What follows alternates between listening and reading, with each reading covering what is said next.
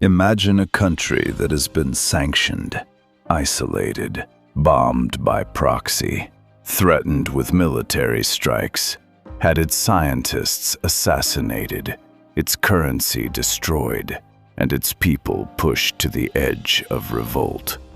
Now imagine that country is still standing. Not just standing, still exerting influence across 4 countries, still enriching uranium, still telling the most powerful military alliance in human history what it will and will not do. That country is Iran. Since the Islamic Revolution of 1979, the United States, Israel, Saudi Arabia, and the broader Western world have tried virtually every tool available to bring the Iranian government to its knees. Sanctions, covert operations, proxy wars, cyber attacks, diplomatic isolation. And yet here we are, more than 4 decades later, and the Islamic Republic of Iran is still in power. How? Why? What does Iran know that its enemies do not? Today, we are going to answer that question. We are going to break down the 6 pillars that have allowed Iran to survive where other regimes have fallen. This is not a defense of the Iranian government. It is an education in geopolitics, strategy, and the brutal logic of power. Stay with us, because understanding Iran means understanding how the modern world actually works. The first reason Iran has survived is the one most people overlook: geography. Iran is enormous. It covers over 1.6 million square kilometers, making it the 17th largest country on Earth. It has vast mountain ranges, deserts, and coastline. It borders 7 countries and controls access to the Strait of Hormuz, through which approximately 20% of the world's oil supply passes every single day. Now think about what a military invasion of Iran would actually look like. Iraq in 2003 was considered manageable, and it became a catastrophe that destabilized an entire region for 2 decades.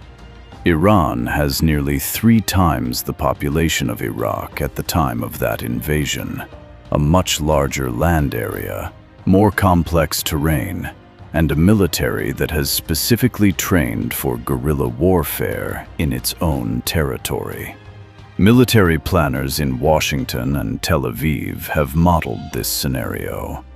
The numbers are not good. The Zagros Mountains in the west create natural defensive barriers that would slow any ground assault. The desert interior would stretch supply lines to breaking point, and the Persian Gulf coastline gives Iran the ability to threaten global energy markets simply by threatening to close the Strait of Hormuz. Iran does not need to win a war. It only needs to make a war unwinnable for its enemies. Geography gives it that power. This is why, despite decades of rhetoric, no major power has launched a full-scale military invasion. The cost-benefit calculation simply does not work out. And Iran knows this. It has built its entire defense doctrine around this geographic reality. The second pillar of Iran's survival is ideology, and specifically, the way the Islamic Republic has weaponized the concept of resistance.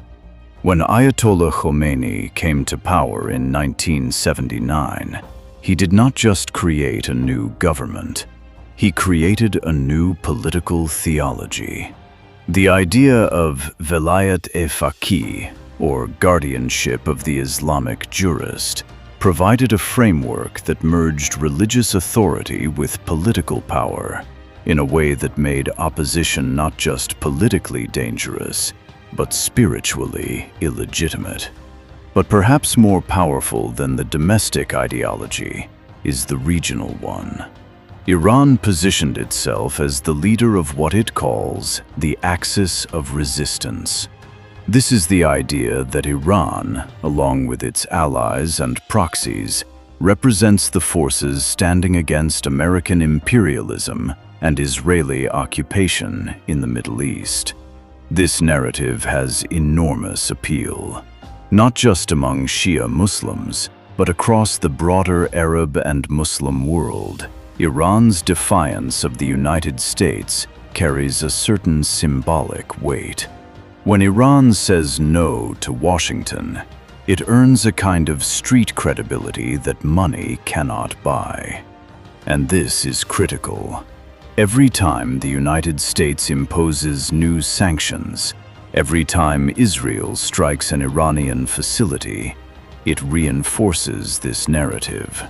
The pressure from outside does not weaken the ideology. It feeds it. The Iranian government has spent 40 years telling its population that the outside world wants to destroy them. When the outside world actually tries to destroy them, it becomes very difficult to argue otherwise. External pressure becomes propaganda gold. The third pillar is what analysts call strategic depth, and Iran has built more of it than almost any other non-superpower in the world. Hezbollah in Lebanon, Hamas and Palestinian Islamic Jihad in Gaza, the Houthis in Yemen, the Popular Mobilization Forces in Iraq, Shia militias in Syria. This is what Iran calls its forward defense. The logic is elegant and ruthless. Rather than wait to be attacked on Iranian soil, Iran projects power outward so that any conflict with Iran will take place on someone else's territory. Iran fights in Yemen, in Syria, in Iraq, in Lebanon, but rarely on Iranian soil. This network also gives Iran enormous leverage at the negotiating table. When the United States or Israel puts pressure on Tehran, Iran has multiple levers to pull in response. It can escalate tensions in Lebanon. It can arm the Houthis to strike Saudi oil facilities. It can activate militias in Iraq to attack American bases. The 2024 drone and missile strikes on Israel showed the world something important. Iran can now directly strike a country more than 1,000 kilometers away with a sophisticated combination of ballistic missiles, cruise missiles, and drones. This was not just a military demonstration. It was a message. We have options, and we are not afraid to use them. The proxy network also serves a purpose inside Iran. It employs thousands, it generates loyalty, and it allows the Revolutionary Guards to build economic interests that give the military-political complex a stake in the survival of the current system. The fourth pillar is economic survival against extraordinary pressure. The numbers sound impossible. Iran has been under some form of American sanctions for nearly its entire post-revolutionary existence. Since 2018, when the Trump administration withdrew from the nuclear deal and reimposed maximum pressure sanctions, Iran has faced what were described as the most comprehensive sanctions regime in American history. The Iranian rial has collapsed in value. Inflation has regularly exceeded 40%. Ordinary Iranians have suffered enormously. And yet the government has not collapsed. How? The answer is a combination of adaptation, resource wealth, and strategic workarounds. Iran sits on the fourth largest proven oil reserves in the world and the second largest natural gas reserves. Even under sanctions, it has found ways to sell this energy. China has been the primary buyer, often at a discount, purchasing Iranian oil through intermediaries and shadow fleets that obscure the transaction. Iran has also developed a parallel economy. The Revolutionary Guards control vast sections of the Iranian economy, operating businesses in construction, telecommunications, energy, and finance. This creates a system where the most politically powerful group in the country has a direct financial interest in the regime's survival and the resources to ensure it. Furthermore, sanctions have paradoxically accelerated Iranian domestic production in some sectors. Iran has developed its own automotive industry, its own drone manufacturing capacity, its own pharmaceutical sector. The pressure to be self-sufficient has created some degree of actual self-sufficiency. This does not mean sanctions have no effect. They cause real suffering and real economic damage, but they have not achieved their stated goal of forcing political change. If anything, they have entrenched the existing power structure. The fifth pillar is the one that keeps foreign policy analysts awake at night: the nuclear program. Iran has never officially confirmed that it is pursuing nuclear weapons, but the International Atomic Energy Agency has documented uranium enrichment levels that have no civilian explanation. As of recent reports, Iran has enriched uranium to 60% purity. Weapons grade is 90%. Iran possesses advanced centrifuges that could close that gap in a matter of weeks, not months. The strategic genius of this position is that Iran does not need to actually build a bomb to benefit from having a nuclear program. The ambiguity itself is the power. Military strategists call this the threshold state, a country that is close enough to nuclear weapons capability that any attack risks triggering a rapid weaponization. This creates a deterrence effect without the political and economic cost of actually possessing a weapon. Consider the contrast with Libya and Iraq. Muammar Gaddafi gave up his nuclear program in 2003 under Western pressure. 8 years later, NATO bombed him out of power. Saddam Hussein had dismantled his weapons programs by the time of the 2003 invasion. Both leaders were overthrown by Western military force. Iran's leadership watched both of these events very carefully. The lesson they took was clear. Countries without nuclear deterrence get regime changed. Countries with it, or credibly close to it, do not. North Korea reinforced this lesson. Whatever you think of that regime, it has a nuclear weapon, and no one is invading North Korea. Iran has absorbed this logic entirely. The nuclear program is not just scientific. It is existential insurance. The sixth, and perhaps most underappreciated pillar, is institutional durability. Many authoritarian regimes collapse because power is too centralized in a single person.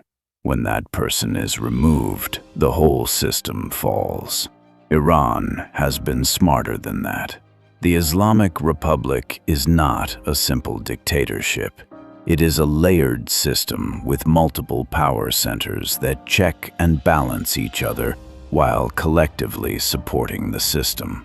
You have the supreme leader, the president, the parliament, the Revolutionary Guards, the regular military, the Guardian Council, the judiciary, and the assembly of experts. These institutions sometimes conflict with each other, but they all have a shared interest in the survival of the Islamic Republic as a system. When Mahmoud Ahmadinejad was considered too destabilizing, the system produced Hassan Rouhani. When Rouhani's reformism was considered too threatening to the hardliners, the system produced Ibrahim Raisi. The system has demonstrated the capacity to self-correct without collapsing. That is a remarkable institutional feature that most of Iran's rivals underestimate. Furthermore, the Islamic Republic has managed the transition from charismatic founding leadership, which is always the most dangerous moment for a revolutionary government, to bureaucratic institutionalism. Khomeini's death in 1989 could have been the end. Instead, the system produced Khamenei and kept functioning. That succession was a test of durability. The system passed. Now, with Khamenei aging and the question of succession looming again, the system faces its next great test. But 40 years of institutional entrenchment gives it a resilience that outside observers consistently underestimate. So let us bring this together. Iran has survived 4 decades of attempts to destroy it because it has mastered 6 things that its adversaries either cannot or will not match. It has geography that makes invasion catastrophically costly. It has an ideology of resistance that turns external pressure into internal cohesion. It has a proxy network that projects power outward and keeps conflicts off Iranian soil. It has an economy that has adapted, painfully but stubbornly, to decades of sanctions. It has a nuclear program that provides strategic ambiguity and deterrence. And it has a layered institutional system that has outlasted multiple leaders and multiple crises. None of this means Iran is invincible. The country faces real challenges. Its economy continues to struggle. Its population is younger, more connected to the outside world, and increasingly frustrated with its government. The 2019 and 2022 protest movements showed that the social contract between the government and the people is under serious strain. But here is the uncomfortable truth that 4 decades of failed policy reveal. External pressure alone has never brought down the Islamic Republic, and there is little evidence it will work differently in the next decade. To understand what might actually change in Iran, you need to understand the internal dynamics, the generational shift, the economic grievances, and the quiet negotiations that happen outside of public view. That is a story for another video. What today's video should leave you with is this: Iran's survival is not an accident. It is not luck. It is the product of deliberate strategy, ideological discipline, geographic advantage, and institutional design. Whether you admire it or despise it, whether you see it as a fortress of resistance or a source of regional instability, you cannot understand the modern Middle East without understanding why Iran has lasted this long. And if the last 40 years have taught us anything, it is that underestimating Iran is a habit with very serious consequences. Thank you for watching. If you found this analysis valuable, please consider sharing it with someone who wants to understand the world more clearly. And subscribe for more deep dives into modern geopolitics. We will see you in the next one.